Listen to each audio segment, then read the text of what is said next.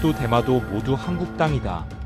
트럼프 대통령이 발언에 전 세계가 발칵 뒤집혔습니다. 일본은 즉시 반발했지만 며칠 전 다카이치 총리가 독도 앞바다에 이지스함 세척을 보낸 도발이 그대로 드러나면서 상황이 급변했죠. 미국 자문관이 서울에서 가져온 보고서에 일본이 30년간 미국을 속여온 증거가 상황을 발칵 뒤집었어요. 도대체 무슨 일이 벌어진 걸까요?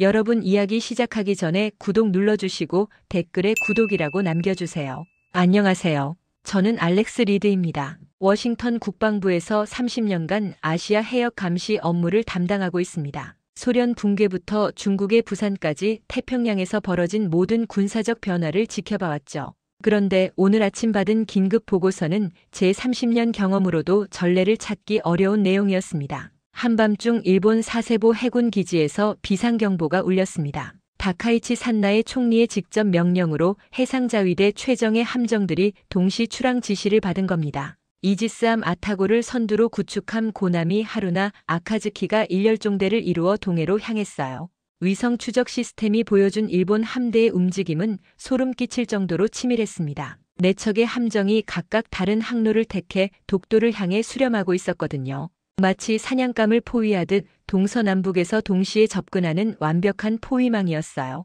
각 함정은 최대 전투 속력으로 항진했고 승조원들은 완전 전투 배치 상태를 유지했습니다. 새벽이 밝아오자마자 첫 번째 충격이 왔습니다. 일본 함정들이 독도 동쪽 12해리 지점에 일제히 정박한 겁니다. 이는 한국령의 바로 코앞까지 밀고 들어간 전례 없는 도발이었어요. 더욱 놀라운 건 각 함정의 레이더가 동시에 가동되면서 독도 전체를 완전 포착했다는 점이었습니다. 일본 함정들의 배치는 정말 치밀했어요. 이지스함 아타고는 독도 정면을 맡아 지휘함 역할을 했고 고나미는 동쪽에서 탈출로를 차단했습니다. 하루나는 남쪽에서 부산 해군 기지 방향을 견제했고 아카즈키는 서쪽에서 울릉도 쪽을 감시했어요. 완벽한 사방 포위였죠.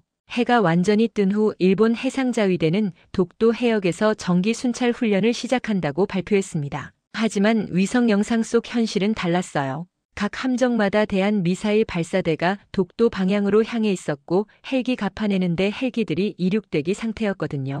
총리님의 지시입니다. 독도는 우리 땅을 명확히 보여주라고 하셨습니다. 일본 함대 사령관의 교신 내용이 우리 감청망에 포착됐을 때 저는 사태의 심각성을 깨달았어요. 이건 단순한 영토 분쟁이 아니라 군사적 시위였거든요. 그 직후 더욱 충격적인 상황이 벌어졌습니다. 일본 함정들이 독도 주변에서 실제 화력 시연을 시작한 겁니다. 물론 공해상에서 진행된 훈련이었지만 한국 입장에서는 명백한 무력 시위로 받아들일 수밖에 없는 상황이었어요. 보성이 독도 상공을 뒤덮으며 일본의 의지를 과시했습니다. 더욱 놀라운 건 일본이 이번 작전에 투입한 인력과 장비의 규모였어요. 각 함정마다 최고 숙련도 승조원들이 탑승했고 최신 전자전 장비까지 동원했거든요. 이는 단순한 시위가 아니라 실제 군사작전에 준하는 수준이었습니다. 그런데 이상했어요. 한국에서는 아무런 반응이 없었거든요.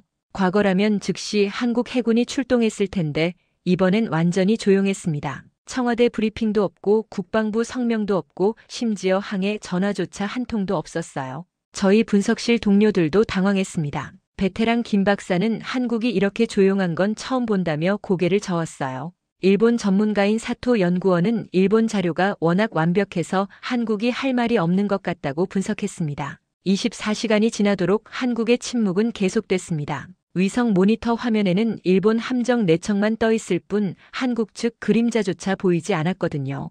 독도 해역은 마치 일본이 완전 장악한 것처럼 보였습니다. 솔직히 저도 한국의 이런 반응이 의외였어요. 보통 한국은 영토 문제에 대해서는 매우 격렬하게 반응하거든요. 그런데 이번엔 정말 조용했습니다. 아마도 일본이 준비한 자료의 압도적인 완성도 때문이겠죠. 객관적으로 봐도 한국이 반박하기 어려울 정도였으니까요. 그 무렵 국방장관실에서 긴급 소집 명령이 떨어졌어요. 매티스 장관이 직접 저를 호출한 겁니다. 리드, 한국 상황이 어떻게 돌아가는 거지? 24시간째 조용한데. 장관님, 솔직히 이해가 안 됩니다. 한국이 이렇게 쉽게 물러설 나라는 아닌데요. 일본이 보내온 자료 봤나? 300페이지가 넘어 역사적 근거부터 국제법까지 완벽하게 준비했더군. 저도 그 자료를 자세히 검토했었어요. 17세기 고문서 사진부터 최신 위성 측량 데이터까지 일본의 준비는 정말 치밀했거든요. 특히 국제법 해석 부분은 하버드 로스쿨 교수들이 직접 작성한 것 같을 정도로 정교했습니다. 객관적으로 보면 한국이 반박하기 어려울 정도였어요. 한국이 감정적으로 대응할 거라 예상했는데 이렇게 조용하다는 건 매티스 장관이 고개를 저으며 말했어요. 아마 일본 자료의 완성도를 보고 주저하는 것 같다. 하지만 확실히 해야 한다. 어떻게 말입니까? 내가 직접 서울에 가서 확인해. 한국이 정말 포기한 건지 아니면 다른 계획이 있는 건지 말이다. 솔직히 저는 한국이 이미 게임 오버라고 생각했어요. 일본의 압도적인 자료와 군사적 압박 앞에서 한국이 할 수 있는 게 뭐가 있겠습니까? 더구나 이렇게 오랫동안 침묵한다는 건 사실상 패배를 인정한 거나 다름없었거든요. 한국이 이번엔 정말 꼬리를 내린 것 같습니다. 뭘 확인하러 가야 합니까? 매티스 장관이 날카로운 눈빛으로 저를 바라봤어요. 리드 30년 경험을 믿어 뭔가 놓치고 있는 게 있을지도 모른다. 알겠습니다. 하지만 결과는 뻔할 것 같습니다. 다음 날 새벽 저는 마지못해 서울행 비행기에 몸을 맡겼습니다. 한국의 굴복을 확인하러 가는 출장이라고 생각하면서 말이죠. 서울 인천공항에 도착한 건 워싱턴을 떠난 지 14시간 만이었습니다. 한국의 반응을 직접 확인하러 온 거였어요. 용산 국방부 청사에 도착했을 때 분위기는 예상보다 훨씬 차분했습니다. 한국 국방부 관계자들을 만났을 때 가장 놀라운 점은 그들이 전혀 당황하지 않는다는 거였어요. 일본 함정 4척이 코앞에 있는데도 마치 아무 일 없다는 듯이 업무를 보고 있었습니다. 독도 상황에 대해 어떻게 생각하십니까? 제가 물었을 때 한국 국방부 국제협력관 김준장은 담담하게 답했어요. 적절한 때가 되면 대응하겠습니다. 적절한 때라는 게 언제입니까? 그때가 되면 아시게 될 겁니다. 정말 답답했어요. 구체적인 계획도 안 알려주고 언제 대응할 건지도 명확하지 않았거든요. 마치 이미 포기한 것처럼 보였습니다. 청와대 주변도 마찬가지였어요. 기자들은 몰려 있었지만 정부에서는 아무런 브리핑도 하지 않았습니다. 국민들도 일상생활을 평범하게 이어가고 있었어요. 이상하리만큼 조용했습니다. 이틀째 되던 날 갑자기 제네바에서 긴급 연락이 왔습니다. 국제해양법위원회에서 긴급 회의가 소집됐다는 소식이었어요. 일본이 독도 영유권 문제를 국제무대로 끌고 나간 겁니다. 저는 급히 김포공항으로 향했습니다. 제네바 유엔 본부 회의장에 도착했을 때 이미 분위기는 심상치 않았어요. 일본 대표단이 엄청난 규모로 나타난 겁니다. 트럭 2대 분량의 자료와 대형 디스플레이 장비까지 동원해서 말이죠. 반면 한국 대표단은 서류 가방 하나만 들고 조용히 자리에 앉아 있었습니다. 일본 외무성 모리야마 심의관이 단상에 올랐을 때 회의장 전체가 숨을 죽였어요. 그는 정장 차림새부터 완벽했고 손에는 두꺼운 발표 자료를 들고 있었습니다. 반면 한국 대표 이서연은 작은 노트북 하나만 앞에 놓고 가만히 앉아 있었습니다. 존경하는 위원회 여러분, 오늘 저희가 제시할 증거는 독도가 역사적으로, 법적으로, 지리적으로 일본 영토임을 명확히 보여줄 것입니다. 모리야마의 첫마디부터 확신에 차 있었어요. 그는 리모컨을 들고 대형 스크린을 가리쳤습니다. 화면에는 3차원으로 구현된 동의 전체 지도가 펼쳐졌어요. 마치 영화를 보는 것처럼 생생했습니다. 첫 번째 증거입니다. 1667년 일본 막부가 작성한 은주 시청 앞길을 보시죠. 고문서 원본이 화면에 떴어요. 일본어 고전과 영어 번역본이 동시에 표시됐고 핵심 부분은 빨간 테두리로 강조됐습니다. 모리야마는 마치 대학 교수처럼 차근차근 설명했어요. 이 문서에는 다케시마는 일본 영토라고 명확히 기록돼 있습니다. 이는 한국이 주장하는 어떤 문서보다도 100년 앞선 기록입니다. 회의장이 웅성거렸어요. 각국 대표들이 서로 속삭이며 메모를 적기 시작했습니다. 일본의 준비가 예상보다 훨씬 체계적이었거든요. 두 번째 증거입니다. 현대 과학기술로 검증한 지질 구조를 보시죠. 이번엔 위성 촬영 영상이 나왔어요. 독도 주변 해저 지형부터 암석 구조까지 세밀하게 분석된 자료였습니다. 일본은 도쿄 대학과 교토 대학의 지지학 교수들까지 동원해서 과학적 근거를 만들어낸 거였어요. 독도의 지질학적 특성은 일본 시만의 현과 완전히 일치합니다. 반면 한국 울릉도와는 뚜렷한 차이를 보입니다. 모리야마는 거기서 멈추지 않았어요. 그는 국제법 해석까지 끌어들였습니다. 1952년 샌프란시스코 평화조약 제2조를 보시죠. 일본이 포기한 영토 목록에 다케시마는 포함돼 있지 않습니다. 이는 국제사회가 다케시마를 일본 영토로 인정했다는 명확한 증거입니다. 조약 원문과 영어 번역본이 화면에 나타났어요. 해당 조항이 형광펜으로 강조돼 있었고 하버드 로스쿨 교수의 법리 해석까지 첨부돼 있었습니다. 정말 치밀한 준비였어요. 40분간 계속된 일본의 발표는 압권이었습니다. 역사적 근거, 과학적 증거, 법적 해석까지 3단계로 나누어서 완벽하게 논증했어요. 각 단계마다 권위 있는 전문가들의 의견을 인용했고 반박하기 어려운 자료들을 제시했습니다. 마지막으로 말씀드리겠습니다. 감정이 아닌 사실로 추측이 아닌 증거로 판단해 주시기 바랍니다. 모리야마가 발표를 마치자 회의장의 박수가 터져 나왔어요. 솔직히 저도 감탄했거든요. 일본의 준비가 이 정도일 줄 몰랐습니다. 그 직후 회의장 벽면의 전광판에 실시간 여론조사 결과가 나타났어요. 각국 대표들의 반응을 즉석에서 집계한 거였습니다. 독도 영권에 대한 귀하의 판단은 일본 영토 58%, 한국 영토 22%, 판단 보류 20%. 저는 깜짝 놀랐어요. 일본이 과반수를 넘긴 겁니다. 더욱 충격적인 건 시간이 갈수록 일본 쪽 비율이 계속 올라가고 있다는 점이었어요. 한국 측 답변을 듣겠습니다. 위원장이 한국 대표 이서연을 바라봤어요. 모든 시선이 그녀에게 집중됐습니다. 회의장이 조용해졌어요. 이제 한국이 어떻게 반박할지 모두가 궁금했거든요. 그런데 이서연은 자리에서 천천히 일어나더니 단 한마디만 했습니다. 현장 검증을 먼저 받아달라고 요청드립니다. 그게 전부였어요. 추가 설명도 없고 반박 자료도 없고 그냥 한 문장으로 끝냈습니다. 회의장이 다시 웅성거렸어요. 사람들은 서로 얼굴을 마주보며 어리둥절해했습니다.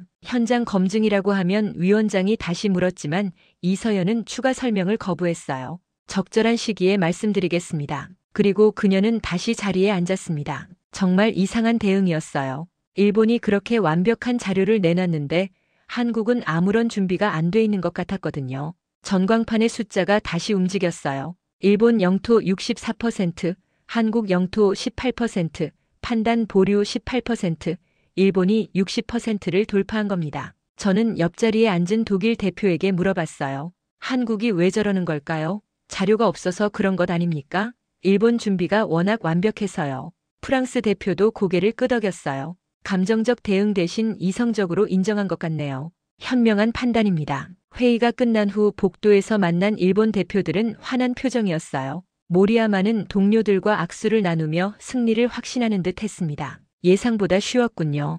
한국이 이렇게 빨리 포기할 줄 몰랐어요. 반면 한국 대표단은 조용히 회의장을 나왔어요. 이서연의 표정은 여전히 차분했지만 뭔가 다른 계획이 있는 것처럼 보였습니다. 하지만 객관적으로 보면 한국의 패배는 명확했어요. 그날 밤 호텔에서 매티스 장관에게 보고 전화를 드렸습니다. 장관님, 일본이 압도적으로 앞서고 있습니다. 한국은 아무런 준비가 안 돼 있어요.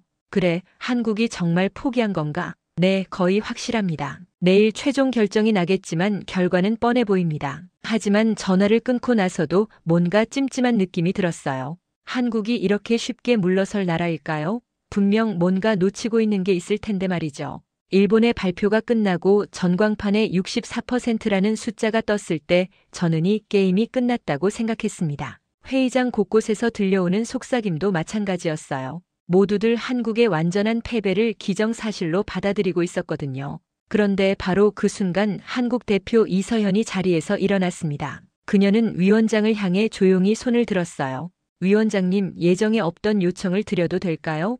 위원장이 의아한 표정으로 고개를 끄덕였습니다. 말과 문서에 앞서 실제를 먼저 보시는 게 어떨까요? 현장 시연을 요청드립니다. 회의장이 웅성거렸어요. 현장 시연이라니 이게 무슨 소리였죠? 여기는 유엔 본부 회의실인데 무슨 시연을 할 수 있다는 건가요? 일본 대표 모리야마가 즉시 반발했습니다. 위원장님, 이는 회의 규정에 없는 절차입니다. 우리는 충분한 증거를 제시했습니다. 하지만 이서연은 차분하게 말했어요. 규정 제15조에 따르면 당사국은 기술적 검증을 요청할 수 있습니다. 저희는 그 권리를 행사하는 겁니다. 위원장이 규정집을 뒤적거렸어요. 정말로 그런 조항이 있었습니다. 잘 사용되지 않는 조항이었지만 분명히 존재했어요. 허용하겠습니다. 어떤 시연을 하시겠습니까? 그때 회의장 뒤편문이 열렸습니다. 한국 국방부 관계자들이 대형 장비를 끌고 들어왔어요. 바퀴가 달린 이동식 통합 관제실이었습니다. 크기는 냉장고 정도였지만 그 안에 들어있는 장비들은 정말 인상적이었어요. 이게 뭡니까?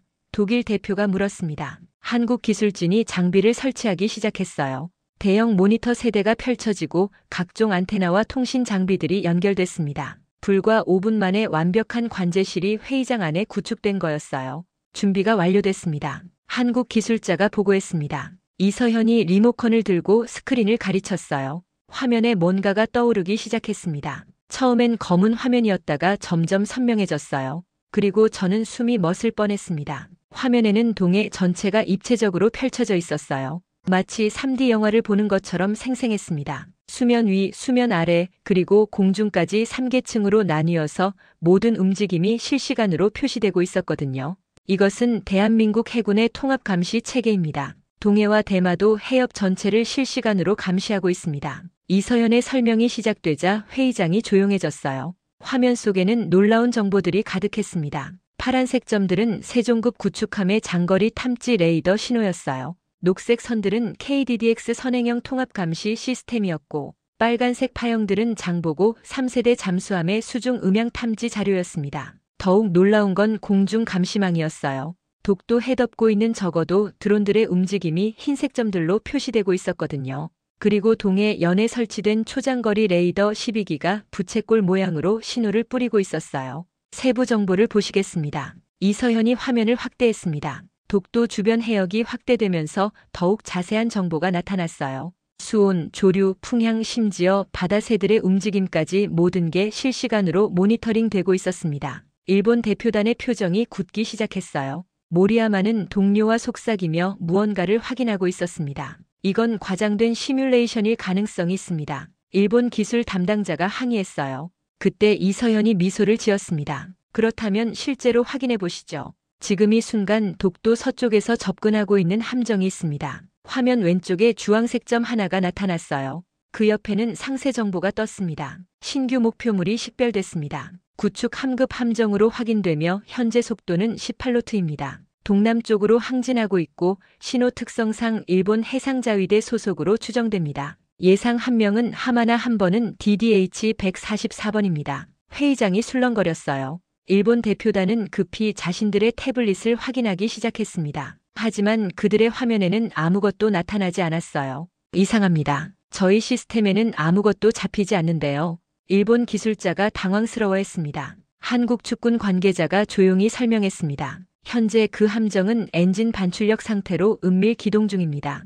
일반적인 감시 장비로는 탐지가 어려운 조건이죠. 저희 시스템에는 약 1분 뒤에 귀하들 화면에도 나타날 예정입니다. 정말 신기했어요. 한국이 일본 함정의 위치를 일본보다 먼저 파악하고 있다는 건가요? 일본 대표들은 손을 떨며 계속 태블릿을 새로 고침했습니다. 시간이 흘러갔어요. 30초, 40초, 50초. 정확히 1분 후 일본 측 태블릿에 삐소리가 났습니다. 화면에 새로운 신호가 나타난 거였어요. 위치와 속도, 방향 모든 게 한국 화면과 정확히 일치했습니다. 회의장이 웅성거렸어요. 각국 대표들이 놀란 눈으로 서로를 바라봤습니다. 어떻게 이런 일이 가능한 겁니까? 프랑스 대표가 물었어요. 우리는 지난 10년간이 시스템을 구축해왔습니다. 독도는 단순히 바위섬이 아니라 동북아 해양 안보의 핵심 거점입니다. 이서연의 말에 모든 사람이 고개를 끄덕였어요. 일본이 아무리 화려한 문서를 내놔도 실제 바다에서 벌어지는 일은 한국이 더 정확히 파악하고 있다는 게 명확해졌거든요. 더 보여드릴까요? 이서연이 물었습니다. 이번엔 수중 감시망이 활성화됐어요. 바닷속 깊은 곳에서 움직이는 잠수함들의 신호까지 실시간으로 포착되고 있었습니다. 심지어 고래들의 이동 경로까지 구분해서 표시하고 있었어요. 일본 대표단은 완전히 말을 잃었습니다. 모리야마는 파란 얼굴로 동료들과 긴급 회의를 시작했어요. 저 역시 충격을 받았습니다. 지금까지 한국을 과소평가했던 게 아닐까요? 이런 기술력을 가지고 있으면서도 지금까지 조용히 있었던 이유가 뭘까요? 전광판의 숫자가 움직이기 시작했어요. 일본 영토라고 답한 비율이 45%로 떨어졌고 한국 영토라는 응답이 38%로 올라왔습니다. 판단을 보류한다는 답변은 17%였어요. 일본의 압도적 우위가 사라지고 있었습니다. 한국의 기술 시연이 모든 것을 바꿔놓은 거였어요.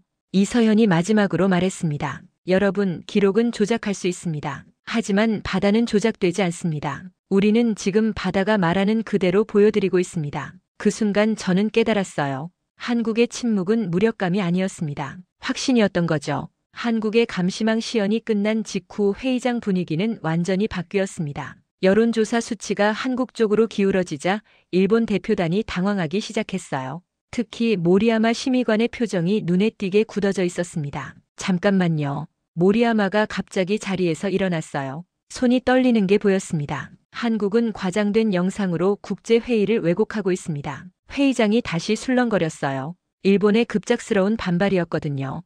위원장님, 일본도 감시 체계의 정확성을 증명할 기회를 달라고 요청합니다. 위원장이 고개를 끄덕였어요. 공정성을 위해서는 양쪽 모두에게 기회를 줘야 했거든요. 허용하겠습니다. 준비해 주십시오. 일본 기술진들이 분주하게 움직이기 시작했어요. 회의장 앞쪽에 별도 장비를 설치하기 시작했습니다. 크기는 한국 장비와 비슷했지만 뭔가 다른 느낌이었어요. 더 무겁고 복잡해 보였거든요. 준비 완료됐습니다. 일본 기술자가 보고했어요. 모리야마가 리모컨을 들고 자신들의 대형 스크린을 가르쳤습니다. 화면이 켜지면서 동해 지도가 나타났어요. 하지만 뭔가 이상했습니다. 한국 화면처럼 역동적이지 않았거든요.